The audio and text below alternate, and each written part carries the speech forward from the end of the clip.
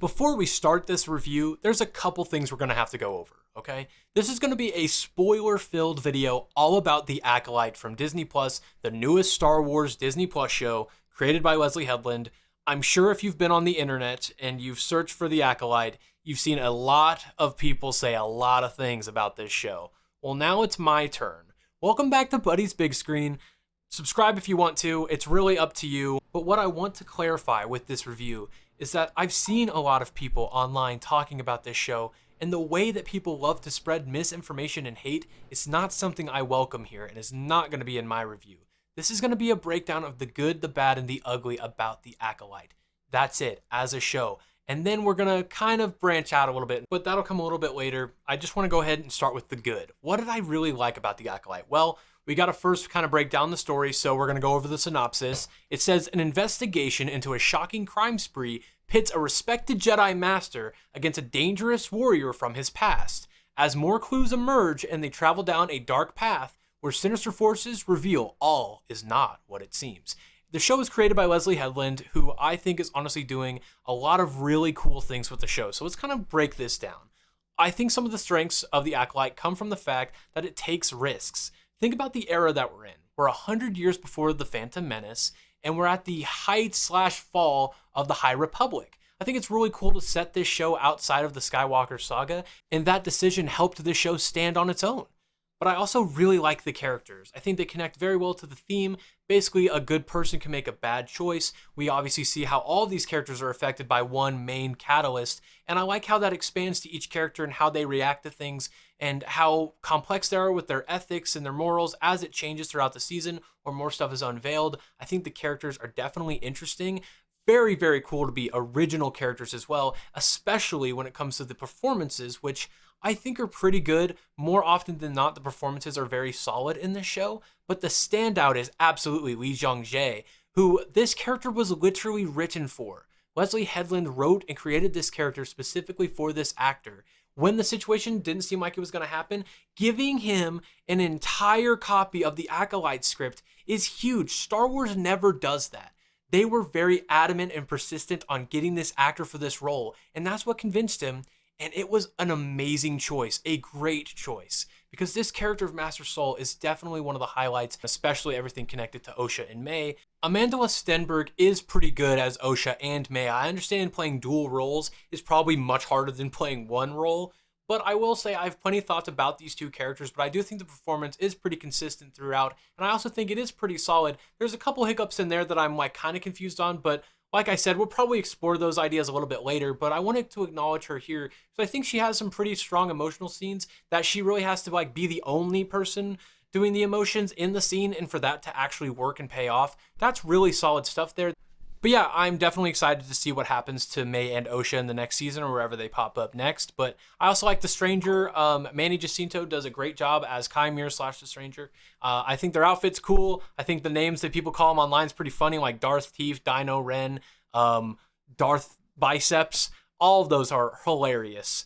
But yeah, I think Manny Jacinto is pretty fun in this role. He's clearly having a good time being under the suit, doing the lightsaber choreography. Pretty awesome there as well. But I definitely think there's a lot of room for this character. Sometimes their one-liners are ridiculous. You're not gonna join me. I'd like to put my clothes back on.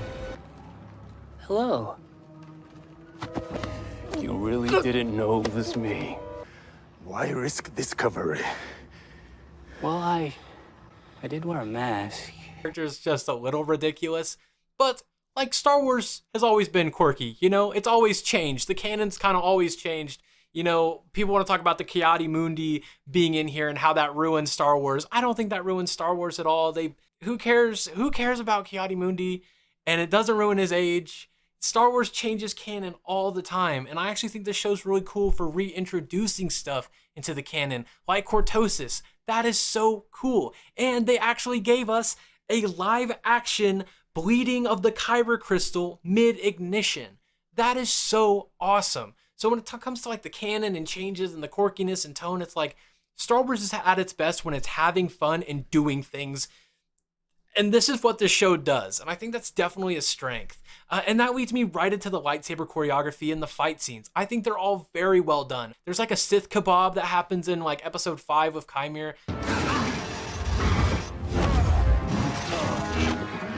The duels with Soul are definitely a standout. I like the Jeki fight. Killing Yord was something else too. Like making the fates of these characters, like, because they're in the High Republic, anything can happen to anyone at any time.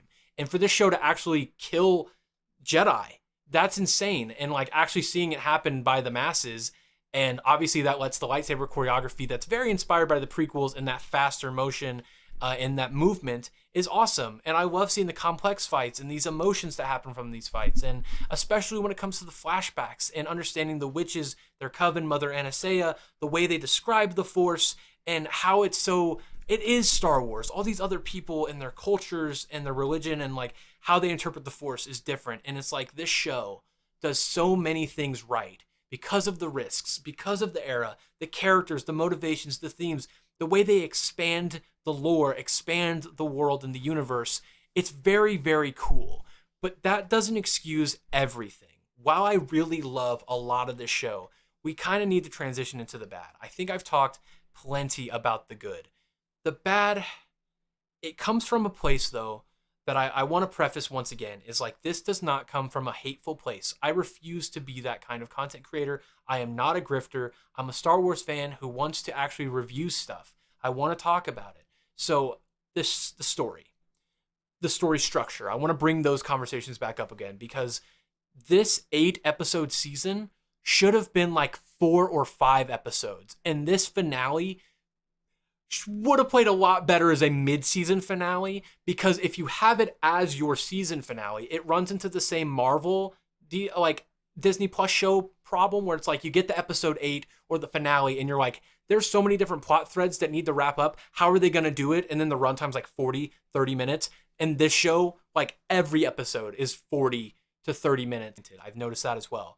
I want to transition into something that's a little bit more of like a nitpick more than anything, really. So don't take this one super serious, but like the lightsabers, it's kind of getting a little weird when they just look like flashlights. Like we're getting really close and it doesn't really feel like there's much of an effect on there anymore, or like the big ambiance that comes with the lightsaber like sound. Like sometimes it does in the nighttime fight scenes, but other times it's like in the broad daylight, it just doesn't really look like it's rotoscoped or like has the effect.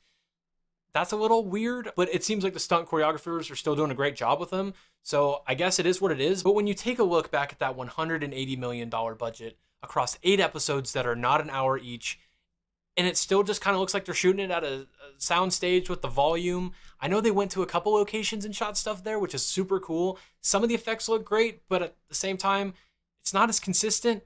And sometimes the show just looks really, really cheap, and I don't really understand why. I think now we can kind of transition into the ugly part of this series, and I think that comes from the point at your screen and glup shitto of the Acolyte. It's the 2 cameo scenes of Plagueis and Yoda. There's no casting for Plagueis yet. We didn't even see the front of Yoda, nor hear his voice either. I think both of these characters could have definitely served a lot better into the narrative if it was actually connected to it a little bit more. I think having these 2 characters here as like a tease for season 2 is cool, but I don't think there's a guarantee of a season 2. And while you can, with where the story leaves off, kind of fill in the gaps of where things go, it's like I'm invested now. I want to see more of this. And putting these 2 here, I'm like, okay, it's cool. I'm pointing at the screen and going, yeah. The problem comes from the fact that Plagueis and Yoda were just kind of thrown in here at the very end. Didn't even get to talk. Didn't really interact with anybody. Vernestra interacted with Yoda, not really the other way around. And also, I would have probably liked a little bit more of Vernestra too. I think she kind of falls into the ugly category as well, because I really enjoy what they're doing with the character. But once again, it's that thing where it's like a little bit too late. Same thing with Chimera. Things could have just been a little bit more fleshed out if it was taken a little bit more time, given them probably longer episodes. More story would have done this story a lot more justice. But at the end of the day, if you didn't like the Acolyte, that's okay. If you liked the Acolyte, that's also okay. If it's your favorite Star Wars, that's awesome. If it's your worst favorite Star Wars, that's awesome too.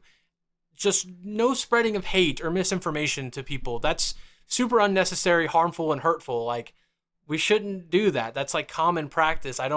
It's weird that I have to like say that. Like, that's a thing I have to say, but like, sometimes you got to take a second look at some of these content creators and what they're actually saying and whether or not that's an actual criticism of Star Wars or something that's a little bit more harmful. So I definitely think it's going to be really cool seeing what happens in Star Wars next, but I want to hear your thoughts about the Acolyte down below. Let's try to have a civil conversation, but I know that's already a lot to ask, and I already can't wait to see what's down there waiting for me. So have a great day, guys. Thank you so much for stopping by Buddy's Big Screen, and I'll see you later.